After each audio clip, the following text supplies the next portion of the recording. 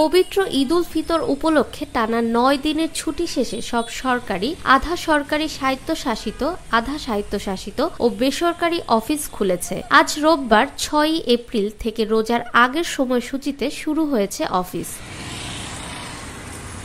গত ২৮শে মার্চ থেকে ৫ই এপ্রিল পর্যন্ত টানা ছুটি কাটিয়েছেন সরকারি চাকুরিজীবীরা। গত ৩১শে মার্চ মুসলমানদের অন্যতম ধর্মীয় উৎসব পবিত্র ঈদ উল ফিতর উদযাপিত হয়। প্রিয়জনদের সঙ্গে ঈদের আনন্দ ভাগাভাগি করতে রাজধানী ছেড়েছেন অসংখ্য মানুষ। কর্মজীবী মানুষ ঈদের ছুটি শেষে ঢাকায় ফিরেছেন। ছুটি দীর্ঘ হওয়ায় সরকারি কর্মকর্তা কর্মচারীদের বেশিরভাগই ঢাকায় পৌঁছেছেন বলে মনে করা হচ্ছে।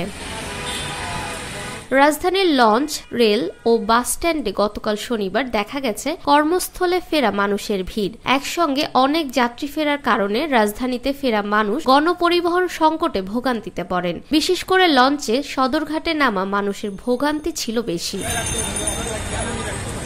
রোজা ও ঈদের ছুটি শেষে আগের নিয়মে ফিরেছে সরকারি অফিস, আদালত ও ব্যাংক। রমজান মাসে সরকারি প্রতিষ্ঠানে অফিসের সময় নির্ধারণ করা হয়েছিল সকাল ৯টা থেকে বিকাল ৩:৩০ পর্যন্ত।